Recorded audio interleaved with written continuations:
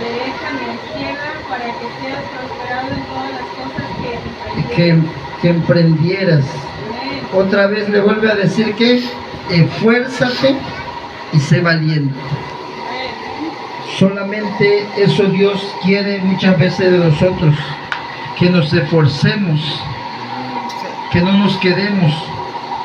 Porque ¿quiénes son los que van a arrebatar el reino de los cielos? Valiente. Los valientes serán los que van a arrebatar el reino de los cielos. Amén. Esfuérzate y sé valiente, no temas ni desmayes, porque Jehová tu Dios, donde quiera que vayas, porque es para valientes el reino de los cielos, no es para aquel que se queda. Se imagina, Dios le estaba encomendando un trabajo a Josué. Josué empieza bien motivado, pero al ver que el pueblo no le hace caso, al ver que el pueblo empieza a renegar, que el pueblo está en rebeldía, ¿usted cree que no viene desánimo, vendría desánimo para Josué? Que va a decir, ve Dios, ve esta gente, mejor aviéntala al río, hay que se ahoguen. No, porque Dios le había encomendado ese trabajo. Por eso le dijo, esfuérzate y sé valiente, esfuérzate y sé valiente, esfuérzate, solamente esfuérzate y sé muy valiente, para cuidar de hacer conforme a todo lo que la ley que mi siervo Moisés te mandó. Dice la Biblia que él siempre estaba al lado de Moisés, viendo y aprendiendo todo lo que Moisés hacía. Dice que Moisés, él fue preparado cuando él estuvo con los faraones. Moisés, sabemos la historia de Moisés. ¿Cuántos saben la historia de Moisés? ¿Qué fue lo que pasó con Moisés? ¿Sí tienen alguna idea? No, para recordarles. En ese tiempo el faraón estaba matando a los niños pequeños, y la mamá de Moisés lo escondió en el cuarto. Pero llegó el tiempo donde la mamá de Moisés ya no lo podía cuidar en el cuarto, tenerlo escondido, encerrado con ella, y el faraón andaba matando a todos los niños. Pero ¿qué pasó con esa mujer? Ella era sabia, ella se humillaba ante Dios y dijo, Señor, voy a poner a mi niño en una canasta, en un canasto, lo voy a poner al río, y a la hora que se está bañando la hija del faraón, yo sé que va a ver el canasto.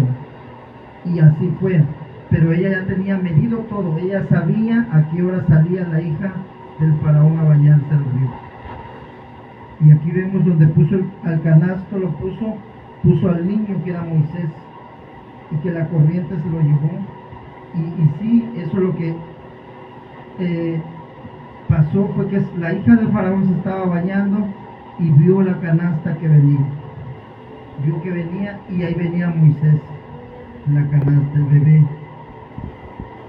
Y vemos que también la hija, su hermana de Moisés, iba a la orilla del río viendo la canasta a ver qué rumbo tomaba.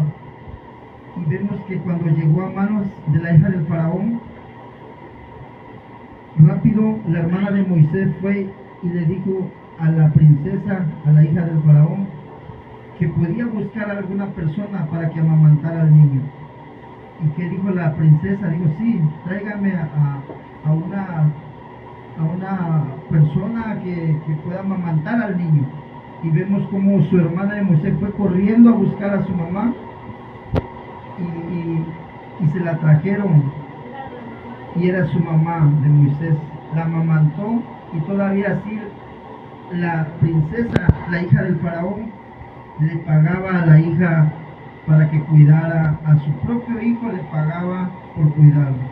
Pero ya cuando llegó la mayoría de edad, quedó Moisés, tuvo los mejores estudios, tuvo los mejores maestros, porque ahora sí que era hijo de la princesa. Y Moisés estaba bien preparado. Moisés era uno de los que manejaban la ley, como un abogado era Moisés, y él estaba bien preparado para liderar el pueblo de Israel.